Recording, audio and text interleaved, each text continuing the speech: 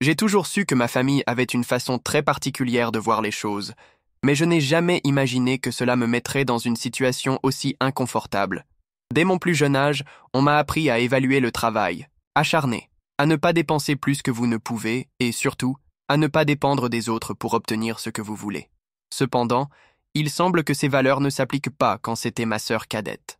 Camille a toujours été traitée comme la princesse de la maison. Depuis l'enfance, mes parents l'ont couverte de bien-être, rencontrant chacun de ses désirs. En revanche, j'ai toujours entendu dire que je devais être responsable, que je devais penser à l'avenir, et que tout dans la vie n'est pas facile.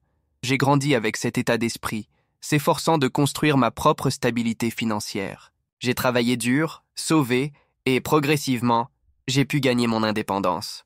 Mais il semblait que ma famille, je ne l'ai pas vue comme un mérite, mais comme une obligation. La goutte d'eau est venue lorsque Camille a annoncé son mariage. Dès le début, il était clair qu'elle voulait un événement extravagant, quelque chose de digne d'un conte de fées. Et ma mère, comme toujours, a tenu à la soutenir dans tout. Le problème était que, malgré tout l'enthousiasme, personne ne semblait s'inquiéter d'un détail clé. Qui paierait pour tout cela? Apparemment, la réponse a déjà été décidée avant même d'être consultée. Lors d'un déjeuner en famille, ma mère a joué la bombe émoussée. Camille veut un beau mariage, et vous, en tant que frère plus âgé et prospère, devriez vous aider avec les coûts. Je n'ai eu aucune réaction pendant quelques secondes. Ce n'était pas une demande, c'était un ordre d'attente déguisé. J'ai pris une profonde inspiration avant de répondre. Il a dit qu'il serait heureux de contribuer à un cadeau à ma sœur, mais il ne pouvait pas dépenser de fortune pour jouer une fête d'une journée quand elle et le marié pouvaient utiliser cet argent pour quelque chose de vraiment utile, comme une future maison ou un investissement. Ma mère n'aimait pas la réponse. Elle m'a regardé comme si je venais de dire la chose la plus absurde du monde. « Tu es tellement gourmand !» Il a tiré, sa voix chargée d'indignation. « Avez-vous de l'argent et ne voulez-vous pas aider votre propre sœur? Qu'est-ce que cela vous coûte ?» J'ai été choqué par la façon dont elle a complètement déformé la situation. J'ai essayé d'expliquer, gardant calme, ce qui n'était pas une question d'argent mais de principe. J'ai eu du mal à réaliser tout ce que j'ai, et je ne pensais tout simplement pas qu'il était juste d'avoir à jouer un mariage luxueux, tandis que Camille n'a jamais eu à faire des efforts pour obtenir des choses. Mais à ce moment-là, ma mère était déjà complètement prise par la colère. « Tu es inutile », a-t-elle tiré sur les horizons, sans hésitation. Si ce n'est même pas pour aider votre famille à faire, alors tout cet argent. J'ai senti une forme de nœud dans mon estomac. C'était comme si tous mes efforts, tout mon travail acharné, ne signifiaient rien. Le silence a repris la pièce. Mon père, qui n'avait même pas dit un mot, soupira et continua à manger, comme si ce n'était pas avec lui. Mon frère, in-law, le marié de Camille, a regardé la table sans centre et clairement inconfortable. Déjà ma sœur, elle semblait satisfaite du cours de la conversation. C'est à ce moment que j'ai réalisé quelque chose de très important. Pour ma famille, je n'étais pas une personne avec mes propres sentiments, plans ou testaments. Je n'étais qu'une ressource financière, un compte bancaire de marche prêt à être accessible lorsqu'il leur était pratique. Et ça, j'avais besoin de terminer. Je me suis levé de la table calmement et j'ai regardé directement ma mère. « Si c'est comme ça que tu me vois, alors il ne reste plus rien à discuter », a-t-il dit, gardant sa voix ferme. « Vous pouvez faire le mariage que vous voulez, mais je ne donnerai pas un sou pour ça. » Ma mère était béante, comme si elle ne pouvait pas croire ce que je disais. Camille a commencé à se plaindre, disant que je gâchais tout, mais je n'ai plus entendu. J'ai pris mes affaires et je suis parti, ignorant complètement les manifestations. Sur le chemin du retour, j'ai ressenti un mélange de soulagement et de révolte. J'ai passé tant d'années à essayer de plaire à ma famille, montrant que j'étais quelqu'un de responsable et digne de respect, mais en fin de compte, rien de tout cela n'avait d'importance. Ce qui comptait, c'était ce que je pouvais leur donner. Et à ce moment, j'ai décidé que je ne donnerais plus rien. Après ce dîner tendu, j'ai attendu que ma mère ou Camille viennent me voir pour essayer de résoudre la situation. Mais ce qui s'est passé était le contraire. Pendant des jours, le silence a régné. Pas de message, pas de connexion. C'était comme si j'avais été officiellement rayé de la famille. Au début, j'avoue que j'étais dérangé. Il n'était pas facile d'accepter que ma propre mère me considérait inutile simplement parce que j'ai refusé de payer pour quelque chose qui n'était même pas ma responsabilité. Mais au fil du temps, cet inconfort devenait un sentiment de liberté. Pour la première fois, j'ai commencé à voir ma famille dans une nouvelle perspective, sans la culpabilité qui m'a toujours accompagné. Cependant, la paix n'a pas duré longtemps. Quelques jours plus tard, j'ai reçu un message inattendu de mon père. Il n'a jamais été le type qui s'est impliqué dans les drames familiaux, a toujours préféré se taire pendant que ma mère prenait des décisions.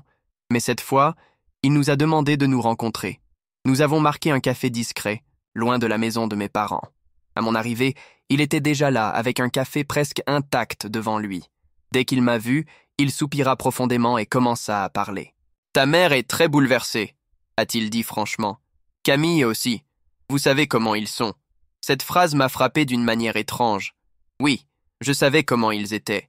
Toujours exigeants, mettant toujours vos souhaits, surtout espérant toujours que j'accepterais quoi que ce soit sans question. Mais pour la première fois, je n'étais pas disposé à accepter simplement. J'ai répondu calmement « Je ne changerai pas d'avis, papa. » Cela n'a aucun sens pour moi de payer un mariage absurde, tandis que Camille n'a jamais eu à travailler pour quoi que ce soit. Il m'a regardé pendant quelques secondes, comme s'il essayait de trouver une violation dans ma détermination, mais ne l'a pas trouvée. Il a donc fait quelque chose d'inattendu. Il était d'accord avec moi. « Je vous comprends », a-t-il dit, en regardant la tasse de café comme s'il réfléchissait à quelque chose qu'il n'avait jamais eu le courage de dire. « Mais ta mère ne le fait pas. Pour elle, aider sa sœur est une obligation, pas un choix. C'est ainsi que fonctionne sa tête. » J'ai ri, sans humour. Donc, dans sa tête, mon obligation de travailler dur pour jouer au luxe de Camille. En attendant, elle n'a jamais eu à lever le doigt pour obtenir quoi que ce soit. Il n'a pas répondu. Je soupira juste, comme si elle était fatiguée de cette situation. C'est là que j'ai réalisé que mon père n'avait jamais eu de voix à l'intérieur de cette maison. Il n'a pas pris de décision. J'ai juste suivi ce que ma mère voulait et évité la confrontation. Après un bref silence, il a dit quelque chose qui martèle dans mon esprit. Si vous suivez fermement votre décision, sachez que cela peut vous éloigner de votre famille pour de bon. Je ne sais pas si c'était un avertissement ou une tentative de changer d'avis, mais à ce moment-là, j'ai réalisé que ma réponse était déjà donnée. Je n'allais pas céder. Dans les jours suivants, les attaques ont commencé. Ma mère a parlé à toute la famille que j'étais égoïste, ingrat. Il a dit que j'avais gagné trop d'argent et que je ne voulais pas aider sa propre sœur. Certains oncles et cousins m'ont envoyé des messages, essayant de changer d'avis. « C'est juste un mariage, vous pouvez vous le permettre sans problème », ont-ils déclaré. Comme si mon argent était dans le domaine public, comme si j'avais l'obligation de résoudre un coup de tête de ma sœur. Mais ce qui m'a surpris, c'est que dans tout cela, j'ai reçu un message de quelqu'un que je m'attendais le moins. Mon frère In. Il nous a demandé de parler, et bien que ma première réaction ait été d'ignorer, j'ai décidé d'entendre ce qu'il avait à dire. Nous nous sommes rencontrés dans un restaurant, et il est allé directement au point. Écoutez, je sais que Camille et sa mère exagéraient. Je ne pense pas non plus qu'il soit juste de payer pour cela. Cela m'a pris par surprise. Je m'attendais à ce qu'il essaie de me convaincre de céder, mais au contraire, il semblait mal à l'aise avec toute la situation. Il a dit qu'il ne voulait pas non plus un mariage aussi luxueux, mais Camille a insisté et, avec le soutien de ma mère, il était impossible de discuter. Le problème est que maintenant c'est devenu une question de fierté pour elle, a-t-il poursuivi. Si vous battez en retraite, ce sera comme si vous aviez perdu ce combat. Perdu ce combat. Ces mots résonnaient dans ma tête. Donc, en fin de compte, ce n'était pas une question d'argent, ce n'était pas une question de famille, ce n'était pas une question de soutien, c'était une question de contrôle. Ma mère et Camille ont voulu me forcer à céder juste pour prouver qu'ils le pouvaient. C'est là que j'ai pris ma décision finale. S'ils voulaient le transformer en guerre de résistance, je montrerais que je n'étais pas disposé à perdre. Je n'allais pas donner un sou. Les jours suivants ont été un véritable test de patience. Avec chaque nouveau message que j'ai reçu, de ma mère ou d'un parent, il était encore plus clair que cette situation n'était pas seulement une question d'argent. Il s'agissait du fait que j'ose dire non. Ma mère avait l'habitude d'avoir tout son chemin à refuser d'accepter que je ne donnerais pas à cette époque. Premièrement, les tentatives de manipulation émotionnelle sont venues. Elle m'a appelé, en pleurant, disant que je détruisais le bonheur de ma sœur, que Camille était dévastée, que toute la famille était gênée par mon manque de considération. Puis vinrent les accusations les plus lourdes. « Vous avez toujours été ingrat. Il a toujours eu tout et n'a jamais su être retourné », cria-t-elle sur le téléphone dans l'un des appels. « Quel est l'intérêt de gagner de l'argent si vous ne savez pas comment utiliser pour aider votre propre famille ?»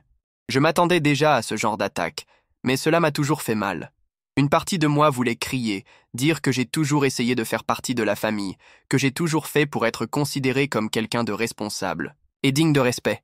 Mais j'ai réalisé que rien de ce que j'ai dit ne ferait une différence. Ma mère ne voulait pas entendre, Elle voulait juste que j'obéisse. Camille, en revanche, a adopté une approche différente. Au lieu de m'attaquer directement, elle a commencé à afficher des réseaux sociaux avec des messages passifs. Rien ne fait plus mal que d'être trahi par ceux qui devraient vous soutenir, a déclaré l'un des messages. Dans un autre, il a écrit « La famille consiste à être là les uns pour les autres, mais tout le monde ne le comprend pas. » Il était évident qu'elle faisait référence à moi. Et cela a fonctionné. Bientôt, certains cousins et amis ont commencé à m'envoyer des messages me demandant ce qui s'était passé parce que je faisais si froid avec ma sœur. Certains m'ont accusé directement d'être égoïste. « Vous pouvez aider, alors pourquoi ne faites-vous pas cela ?» a-t-il demandé. Dans le passé, j'avais peut-être essayé de m'expliquer, de justifier ma décision, de convaincre les gens que je n'étais pas le méchant de cette histoire. Mais maintenant, je m'en fichais plus. Au milieu de ce chaos, mon frère in-law est revenu à moi.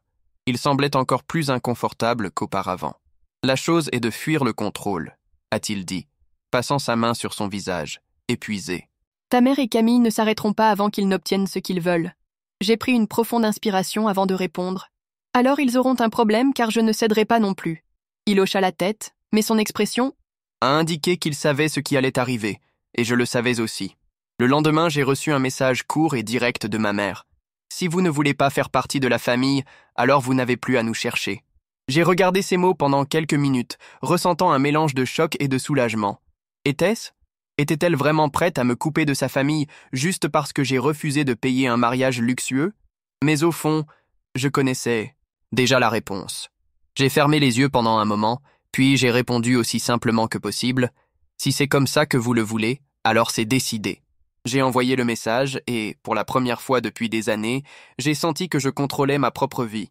Et, curieusement, c'était libérateur. Après ce dernier message, je me suis préparé au pire. Je savais que ma mère ne laisserait pas les choses finir comme ça, pas sans attaquer d'abord. Mais autant que j'étais prêt pour quoi que ce soit, je ne m'attendais pas à ce qui est venu ensuite. Le lendemain, je me suis réveillé avec mon téléphone rempli de notifications. Messages, appels perdus et même marques sur les réseaux sociaux. Quand je me suis finalement arrêté pour voir ce qui se passait, j'ai tout compris. Camille avait fait un post public exposant la situation. Dans le texte, elle a écrit à quel point son frère avait dévasté son frère, lui avait tourné le dos au moment le plus important de sa vie. J'ai dit que j'étais toujours éloigné, que je ne me souciais jamais de la famille et que, même en ayant de l'argent, j'ai refusé de l'aider à une pure égoïsme. Elle a parlé de ses rêves, de la façon dont elle voulait un mariage spécial et de la façon dont notre mère souffrait de mon insensibilité. Le pire était que dans les commentaires, la plupart des gens étaient de son côté. Des amis, des connaissances et même des proches ont déclaré que la famille devrait soutenir sa famille, que l'argent n'achète pas l'amour, et que je faisais froid et calculant. Certains n'ont même pas essayé de comprendre mon côté, juste répété que je devrais avoir honte d'agir comme ça avec ma sœur. J'ai fermé les yeux pendant quelques secondes, ressentant un mélange de frustration et de fatigue. Alors, était-ce? J'ai refusé d'être exploré et était la réponse à une campagne publique pour me transformer en méchant de l'histoire. Pour la première fois, je me sentais vraiment en colère. Pas de tristesse, pas de déception, mais de colère. J'ai pris le téléphone et j'ai commencé à écrire une réponse prêt à tout éteindre. Mais avant d'appuyer sur le bouton « Envoyer », je me suis arrêté. Que gagnerais-je de cela? Expliquer mon côté, défendez-moi à des gens qui avaient déjà pris brisé avant même d'entendre toute l'histoire. Perdre du temps à essayer de justifier quelque chose qui, pour moi, a déjà été résolu? Donc, au lieu de répondre, j'ai fait quelque chose de différent. Je l'ai simplement ignoré. J'ai exclu ma sœur des réseaux sociaux, bloqué les contacts de ma mère et décidé de passer à autre chose. Dans les jours suivants, le silence était assourdissant. Pas de messages, pas de tentatives de contact. C'était comme si, après avoir réalisé que je ne réagirais pas, ils avaient abandonné. Et, étrange comme il semble, cela m'a donné un sentiment de paix que je n'avais pas ressenti depuis des années. Peu à peu, j'ai commencé à me concentrer sur ce qui comptait vraiment. Dans mon travail, dans mes projets, chez les gens qui étaient vraiment à mes côtés sans vouloir quelque chose en retour. Et plus il y a de temps, plus je réalisais le poids qui avait porté toute ma vie sans même s'en remarquer. Parce qu'en fin de compte, je n'avais pas perdu ma famille. Je venais enfin de voir qui ils étaient vraiment. Les jours se sont écoulés et le silence de ma famille est resté. Au début, je pensais que ce serait temporaire, que ma mère ou ma Camille me chercherait à nouveau avec une nouvelle attaque émotionnelle. Mais à ma grande surprise, cela ne s'est pas produit.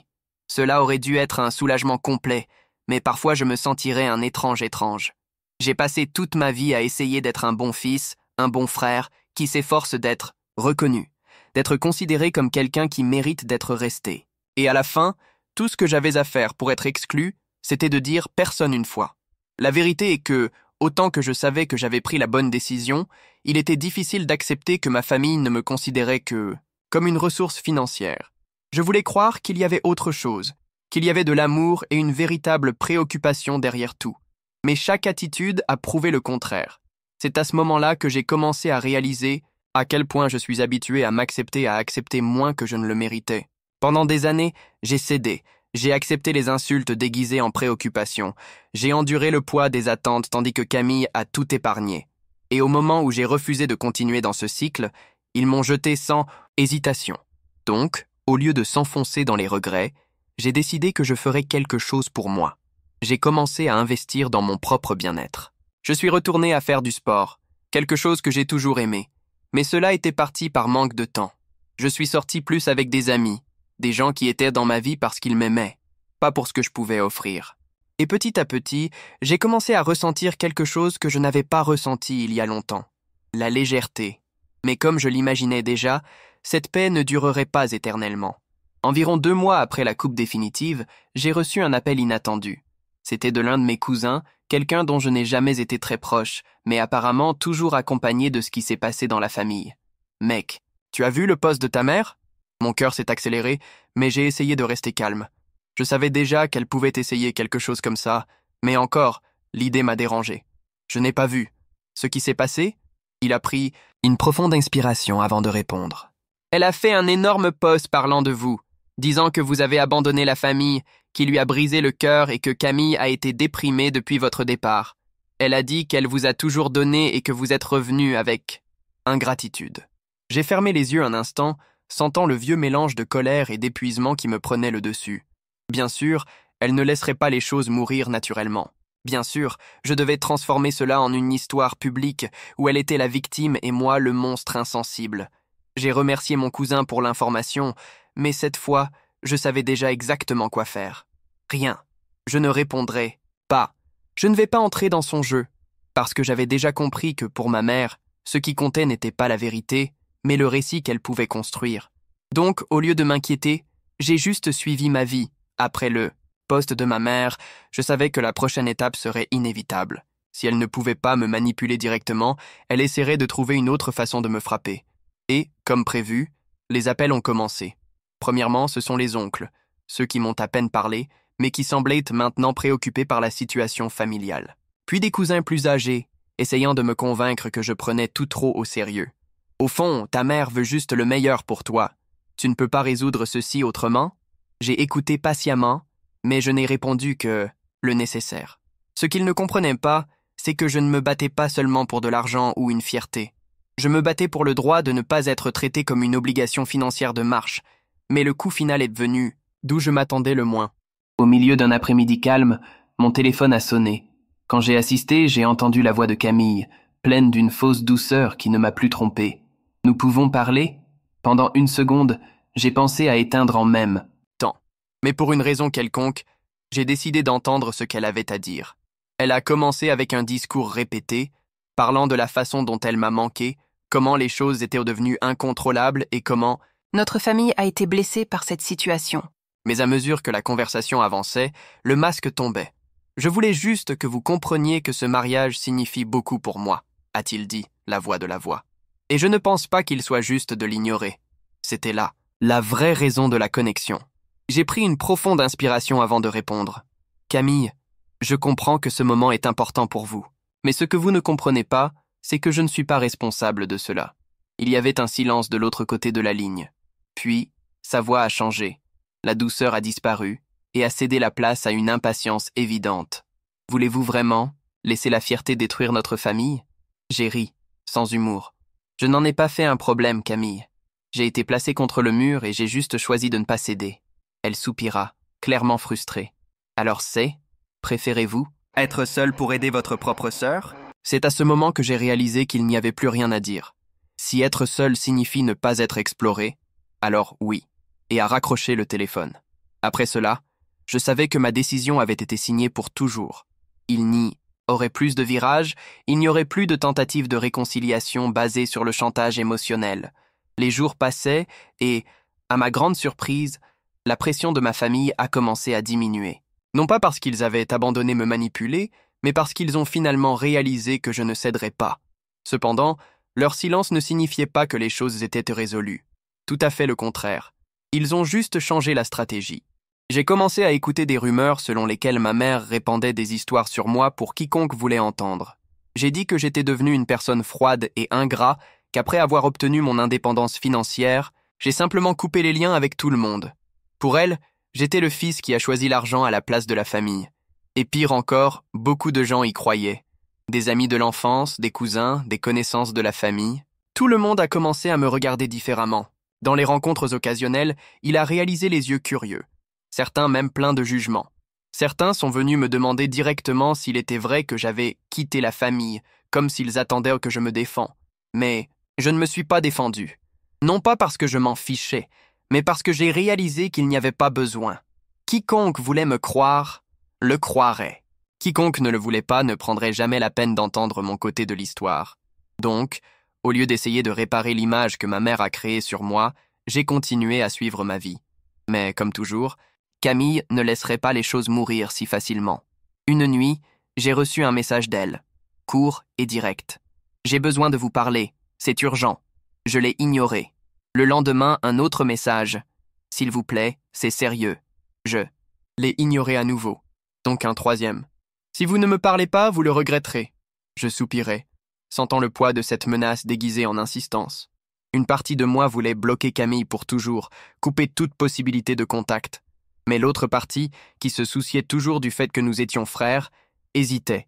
Et c'est cette hésitation qui m'a fait répondre. Si c'est... Si grave, dites-le bientôt. La réponse est venue presque instantanément. Il vaut mieux parler personnellement. Quelque chose en moi m'a dit que c'était juste une autre tentative de manipulation. Mais pour une raison quelconque, j'ai décidé d'entendre ce qu'elle avait à dire. Nous nous sommes rencontrés dans un café discret, loin des yeux curieux de la famille. À mon arrivée, Camille était déjà là, frappant ses doigts sur la table, impatient. Dès qu'il m'a vu, il n'a pas perdu de temps. Vous avez gagné. Maman a abandonné. J'ai froncé les sourcils. Je ne m'attendais pas à cette approche. Que voulez-vous dire par là? Elle soupira, visiblement agacée. Elle a accepté que vous ne paierez rien pour le mariage. Mais maintenant, vous dites que si vous ne voulez pas faire partie de la famille, vous ne serez pas invité non plus. J'étais silencieux pendant quelques secondes. Était-ce la grande urgence? Le grand avertissement que je regretterais ignore? J'ai fait un demi-sourire. Alors, c'est? Si je ne paie pas non plus, je ne suis pas le bienvenu? Camille croisa les bras. Maman pense que c'est le moins. Si vous ne voulez pas contribuer, vous n'avez pas le droit d'être là non plus. J'ai ri. Bah, sans humour. Super, dis-je simplement. Elle élargit ses yeux. Excellent? Oui, dit-il, se levant de sa chaise. Cela confirme seulement ce que je savais déjà. Ce n'est pas une famille, c'est un contrôle. Si ma présence dépend de mon argent, alors je n'ai jamais été vraiment le bienvenu. Camille m'a regardé comme si je parlais une autre langue. Pour elle, l'idée que je accepte simplement cela sans se battre était inconcevable. Mais j'avais pris ma décision il y a longtemps. J'ai pris mes affaires et je suis parti sans regarder en arrière. À ce moment-là, j'ai appris que mon histoire avec eux avait vraiment pris fin. Après cette dernière rencontre avec Camille, tout est devenu encore plus clair pour moi. Ils n'ont jamais voulu une relation basée sur l'affection, le respect ou la considération. Ce qui comptait toujours pour ma mère et ma sœur, c'est ce que je pouvais offrir, pas qui j'étais. Le temps est passé et j'ai suivi avec ma vie. Pas d'appel, pas de message, pas de nouvelles tentatives de contact. Pendant un moment, j'ai trouvé le silence. C'était étrange de réaliser qu'après des années à vivre à l'ombre des demandes de ma famille, j'étais enfin libre. Mais la liberté a également un coût. Lors des réunions de famille, aux dates commémoratives, j'ai toujours été l'abcès. Je savais que pendant que tout le monde était ensemble, ma mère et Camille ont probablement renforcé le récit que j'avais éloigné de l'arrogance pure. C'est maintenant, avec mon indépendance financière, je pensais que j'étais au-dessus d'eux. Au fond, une partie de moi s'attendait toujours à ce que mon père essaie des choses intermédiaires. Cela, au moins une fois, il s'est imposé devant ma mère et a montré que je n'étais pas le tort de l'histoire. Mais cela ne s'est jamais produit. Le maximum que j'ai reçu était un seul message de lui, des mois plus tard, en disant « J'espère que vous allez bien, rien de plus. » Aucune tentative de conversation. Aucune question sur ce qui s'est réellement passé. Juste une vague phrase, qui pourrait être autant un signe de préoccupation et un geste de ceux qui voulaient être exemptés du conflit. J'ai répondu poliment, mais bref. Et nous n'en avons plus jamais parlé. Dois-je les manquer? Peut-être. Mais la vérité est que plus je suis passé longtemps, plus je me sentais soulagé. Pourquoi, au final, qu'est-ce que j'ai vraiment perdu? Une mère qui ne m'a vu que comme un fournisseur. Une sœur qui a toujours attendu son maintien, sans jamais avoir à revenir. Un père qui n'a jamais eu le courage de se positionner. Ce que j'ai vraiment gagné, c'est la paix. Et avec cette paix est venue une meilleure compréhension de ce que la famille signifie vraiment. La famille n'est pas du sang. Ce n'est pas une obligation. Ce n'est pas un sacrifice imposé. La famille est les gens qui vous respectent, qui vous soutiennent, qui vous veulent pour ce que vous êtes, et non pour ce que vous pouvez offrir. Et après tout, j'ai réalisé qu'il était entouré de ces gens, de vrais amis, des gens qui m'ont apprécié sans rien attendre en retour. Alors, oui, j'ai perdu une famille. Mais à la fin, cela n'a peut-être jamais été réel. Mais j'allais, bien avec ça. Les mois suivants étaient étrangement silencieux, sans les pressions constantes de ma mère, sans les demandes incessantes de Camille, sans le sentiment de toujours dire quelque chose à ma propre famille. J'ai finalement senti que je vivais pour moi, pour ne pas répondre aux attentes des autres. Mais, comme je l'imaginais déjà, le calme ne durerait pas éternellement. Un jour, en travaillant, j'ai reçu un message inattendu d'un numéro inconnu. « Nous pouvons parler? Il s'agit de ta mère. » En regardant ces mots, j'ai ressenti une étanchéité sur ma poitrine. Pendant tout ce temps, je me suis préparé à toutes sortes de tentatives de manipulation pour de nouveaux combats, pour une autre avance d'accusation. Mais cela m'a pris par surprise. Même hésitant, j'ai répondu. « Qui parle ?» La réponse est venue rapidement. C'était un cousin éloigné, quelqu'un dont je n'ai jamais été proche, mais qui était toujours très lié à ma mère. Elle ne va pas bien. C'est malade.